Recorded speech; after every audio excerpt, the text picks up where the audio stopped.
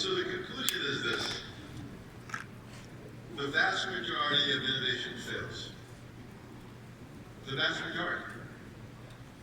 And if you want to increase your chances of your innovation succeeding, not just in the short term, but for the longer term, because there's a bunch of unintended consequences attached to successful innovation.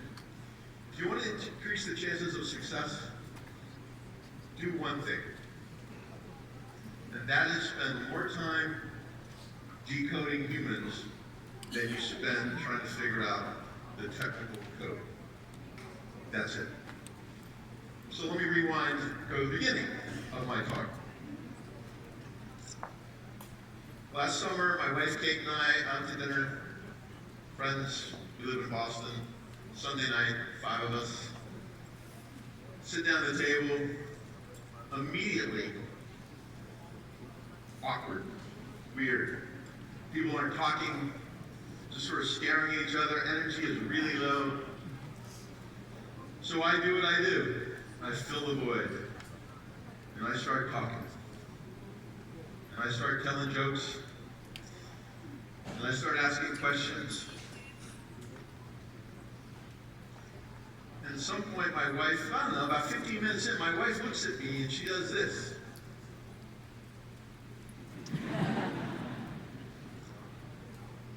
So the polite version of that is, darling, please be quiet. The impolite version of that is, shut the hell up. So I did what any grown man would do, or grown person would do. I stopped talking for the next 90 minutes, making an already awkward dinner even more awkward. So we get to the end, we're walking home, and at some point I stop her on the sidewalk, and I turn to her and I say, what was this all about? And she says, darling, I love you, but sometimes your energy is just too much. And sometimes your storytelling is just too much. And sometimes your questioning is just too much. And I turn to her and I say, darling, I love you. I have no issue with your issue about my energy. I have no issue with your issue about my storytelling, but I do have an issue with your issue about my asking questions. Because I fundamentally believe that questions are the root of all learning. Questions are the root of all advancement, all progress. And most importantly, questions are the root of all successful innovation. Technical innovation, finance innovation, it doesn't matter what kind of innovation. Are we asking the right questions? Are we asking the right questions? To impact both short-term innovation success and also, as I mentioned before, reduce the likelihood of downstream unintended negative consequences attached to successful innovation. The data says we are not. 75% of all innovation, of startup innovation fails. Get your head around that. And I think that's underreported. I used to run the Harvard Innovation Labs. My experience was more like 95%.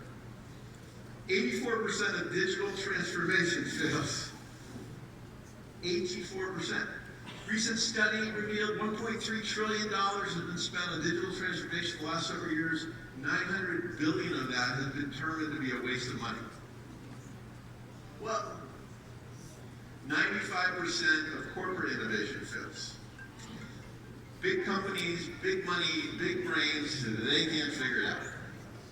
So clearly something is not quite right in innovation. And then we look at some other stats. These things freak me out. 28% of college kids in America are taking medications for either anxiety or depression. That was 25% 12 months ago. It popped up 10% in 12 months. 40% of Americans are obese. I was on a flight recently, I actually counted the number of obese people, and I think this number is underreported too.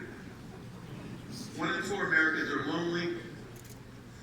And it turns out loneliness isn't just a sort of social epidemic, it's actually a health epidemic. because being lonely is equivalent to smoking 15 cigarettes a day. So clearly, we are doing something wrong. Clearly, we are not asking the right questions. And I propose that the most important question we can ask ourselves to increase the chances of short-term innovation success and mitigate the downstream unintended consequences like I just shared is this. Is for each of us to ask ourselves this question. Do I understand our humanity really? The humanity of our customers, the humanity of our employees, the humanity of our significant others. Do we look at these people as people, or do we look at them as functions, as demographics, as psychographics, as statistics? And I think that's what we do. I think we try to simplify what is a very complex proposition. Because the funny thing about people is that they're people. And people are complex. They have predilections, they have biases, they have needs, they have wants, they have fears. And then it's our inability to understand that complexity that our innovations fail. And I'm going to try to prove that to you in the next few minutes. So, you familiar with this? It implies evolution, and I argue that the creature on the right isn't that far different from the creature on the left. That we are still fundamentally primal. That our behaviors, and I really do believe this is all about behavior.